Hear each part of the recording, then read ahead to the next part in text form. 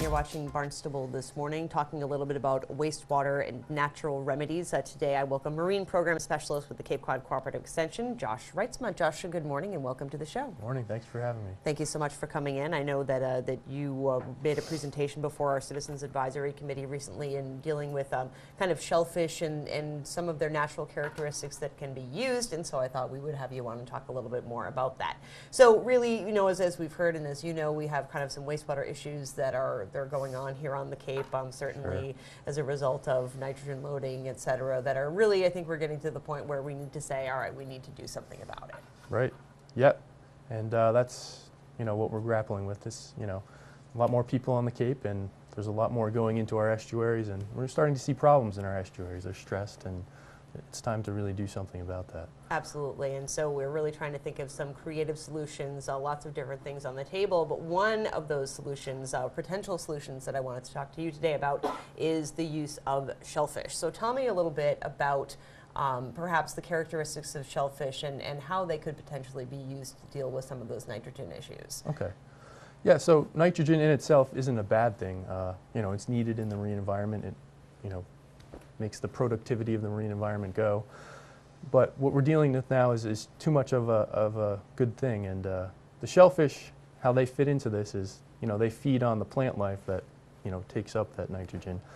So as, you know, shellfish grow and feed on this algae, they're, in essence, you know, incorporating some of those nutrients into their body so that, you know, in theory, through harvest, you know, they could be removed from the environment, the nutrients that is, along with the shellfish. And then that could be credited to the town as being pulled out of the environment. So, you know, it's shellfish being a part of, you know, that environment, and then what they do is filter and eat and grow. So that's how they sort of fit into this whole nitrogen cycle and how they might be utilized in terms of nitrogen removal. Can we talk a little more specifically about how the shellfish, kind of how that filter feeding mechanism works? You know, they take the whatever it is in and then clean it up, and I mean, tell me a little bit about how the science between how, I guess, the digestive system of a shellfish works.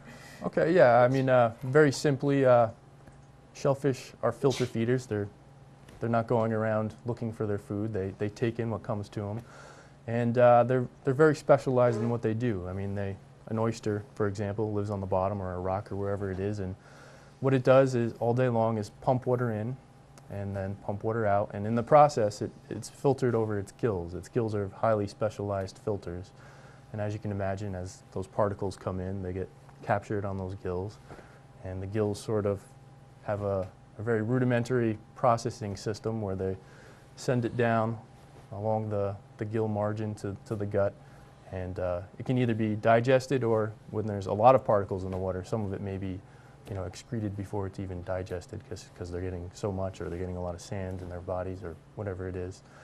And then the digestive process is very similar to, you know, any other animals that have a stomach and they have a gut and intestine. So works just from like there, yeah, any other person. So tell me a little bit about how it came to be that, I mean, this is certainly not a new idea. It's something that we've heard about before, but perhaps some more attention being paid to, okay, how can we kind of harness the natural use of these shellfish to clean up some areas? Yeah, I think one of the things that's seen as a big positive with shellfish is, you know, we have existing industries, commercial industries, and so there's an economic gain from doing this as well, because, you know, there could be you know, shellfish harvested or increased harvest because of this, and that generates an economic activity. And overall, it's seen as you know, a very low cost method, because you're not expending the money to sewer or, you know, increase septic capacity. So I think that is a big thing that people look at and say, hey, you know, this could be a lot cheaper, and, you know, it's very inviting, but, you know, with that there's limitations with shellfish, so it all needs to be considered. Right. So would it be a case of where there's perhaps some aquaculture grants that the whatever it be, the oysters or et cetera, is there a preferred shellfish for this, or can you talk to me about the different varieties and which might be better for certain solutions? Yeah, you know, oysters are looked at because they grow pretty rapidly, and there's a very good commercial market for them right now.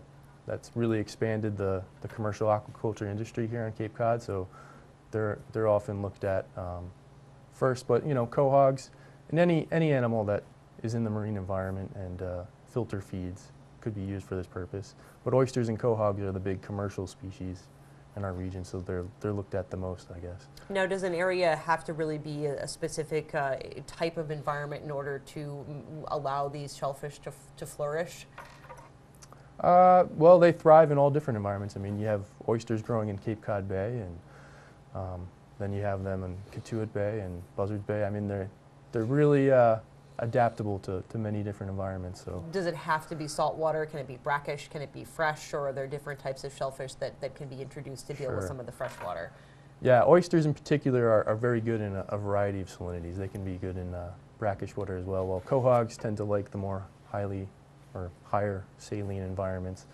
So, it does depend on the species in terms of that, but oysters are one of the species that are most adaptable to many different environments, yeah. Great. And we talked about this is not the animals do this naturally. They're filtering out natural chemicals. So in the end, you can still harvest the oysters or quahogs or whatever you have it, and still those are safe to eat. They're edible, just like any other shellfish. Right. There's strict rules and guidelines for water quality in terms of growing shellfish, and that's one point we've always tried to make with people is they're taking up nitrogen, which is just a nutrient. We're not looking at shellfish to take up contaminants, and in fact, when shellfish around the Cape have been tested for contaminants, they're largely undetectable, so that they're very clean, and this has nothing to do with contaminant reduction. It's all about utilizing that nitrogen in the marine environment. And I think that's really important for people to be aware that we're not talking about pollution per se. We're more talking about a larger amount of a nutrient than we would like to see. Right, and the state has very strict water quality guidelines. They do a lot of testing to make sure that areas that are approved for shellfish harvest are approved and are safe to eat. So sure. Yeah, that's important to know. Now, the town of Mashpee is utilizing some of this. Can you tell me a little bit about what's being done right now in Mashpee? Sure. Mashpee is one of the towns that has really looked at this and said, hey, we have potential in certain areas of our town where we can take advantage of shellfish, and the town programs to promote shellfish and incorporate that into our nitrogen management plan. And they've officially done that, and as far as I know, they've obtained approval to use them as part of their plan with backup plans if shellfish aren't as productive as they had first thought. Right. So, how quickly would you think that it would take before you see just a little bit of a result, before you could really tell that this is actually doing something? That's a really good question, because the marine environment is a complicated place, and there's all these nutrient cycles going on. But if you put a lot of shellfish in one area, you would think that within a couple of years, the grow out cycle of shellfish, you would start to see effect. And Falmouth is another town that's played with this, along with Mashpee, and Rick York in Mashpee has done a lot in the Mashpee River. And before he started his oyster propagation program there, he had claimed that there was an anoxic event there. I wasn't around when this happened, but since he's had his oyster propagation program there in the Mashpee River, he hasn't had any anoxic events, which is a good sign that he is having an impact in that one little water body there. So there is signs that it can have an impact. Yeah. Great. Well, it's really amazing that such a small, little animal that most people think about as just, an appetizer, right. Yeah. can do so much for the environment. Josh, is there anything else about the shellfish, about these potential programs that you think that would be valuable for people to know? I just go back to that. Shellfish are going to be safe to eat, and that's an important critical factor. And there are other reasons to grow shellfish as well. They're good as food. There are other people making a living right now growing shellfish, and they also have value just as being part of that marine environment and the ecosystem there.